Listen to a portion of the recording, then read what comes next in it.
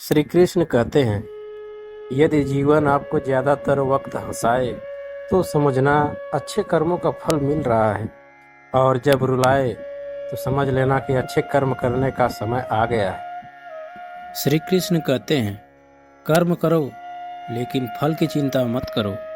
लेकिन इसका ये मतलब नहीं कि जो जी में आए वो करते जाओ और कहो कि जो होगा वो देखा जाएगा। कर्म करो लेकिन फल की चिंता मत करो। इसका मतलब यह है कि आप किसी के लिए अगर कुछ करते हैं तो बदले में उससे कोई उम्मीद ना करें, क्योंकि जब आप उस किससे उम्मीद लगा लेते हैं कि मैंने उसके लिए इतना किया कि ये भी मेरे लिए कुछ करेगा या मेरे मुश्किल वक्त में मुझे काम आएगा, लेकिन वह इंसान आपकी उम्मीद तोड़ देता है। लेकिन यह दुनिया बहुत अजीब है। आप कितना भी किसी के लिए कुछ कर लो, लेकिन वह समय आते ही वह बदल जाते हैं। यहाँ तक कि लोग अपने माँ बाप के एहसानों को भी भूल जाते हैं। तो ऐसे लोग आपके किए हुए एहसानों को कैसे याद रख सकते हैं?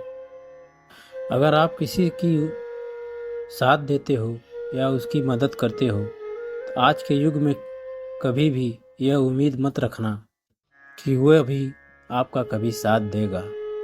इसलिए गीता का यह उपदेश है कि कर्म करो और फल के पीछे मत भागो, क्योंकि बस आप कर्म ही कर सकते हो। उसके फल के बारे में चिंता करना या उसके बारे में सोचना आपके हाथ में नहीं है। भागवत गीता का अगला उपदेश यह है कि कभी भी नेगेटिव लोगों के बारे में कभी मत सोचो और उनके बातों में कभी ध्यान मत दो।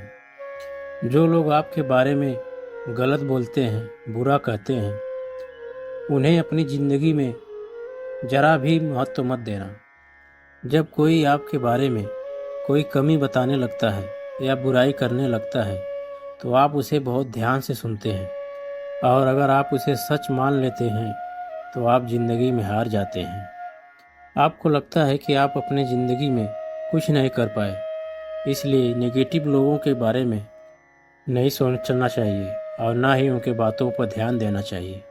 भागवत गीता का अगला चैप्टर यह है कि मनुष्य को सुख और आनंद उसके भीतर ही होता है, लेकिन मनुष्य उसे बाहर की दुनिया में ढूंढता है, किसी और इंसान में ढूंढता है, किसी और ज़िंदगी में ढूंढता है या अपने भविष्य में ढूंढता है।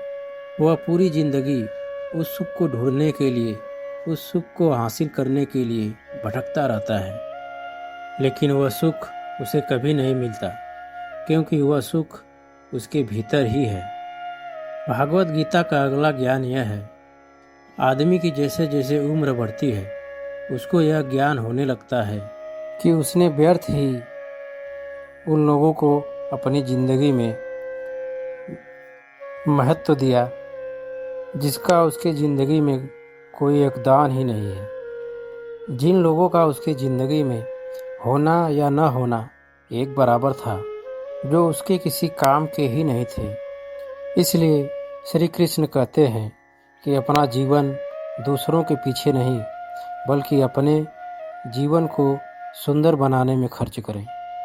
गीता की अगली शिक्षा यह है कि जो लोग अपने मन पर कंट्रोल नहीं कर पाते वह उनका दुश्मन बन जाता है, और जो लोग अपने मन को कंट्रोल कर लेते हैं उनका मन उनका दोस्त बनकर उनका साथ देता है।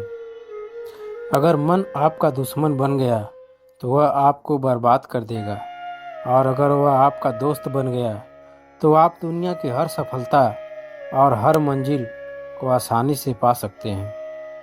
इसलिए मन के हिसाब से चलना छोड़ दो, मन की गुलामी करना छोड़ दो, बल्कि अपने मन को समझाकर जिंदगी के सही मार्ग पर चलना चाहिए।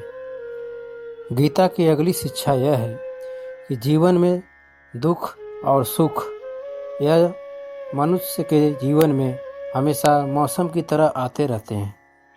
ना तो सुख हमेशा के लिए रहने वाला है और ना ही दुख हमेशा के लिए रहने वाला है। इसलिए मनुष्य को दुख में कभी घबराना नहीं चाहिए, और यदि सुख आए तो उसकी आदत नहीं लगनी चाहिए, क्योंकि यह दोनों ही चीज़ें आज नहीं तो कल बदल ही जाएंगी। जय श्री कृष्ण, राधे राधे।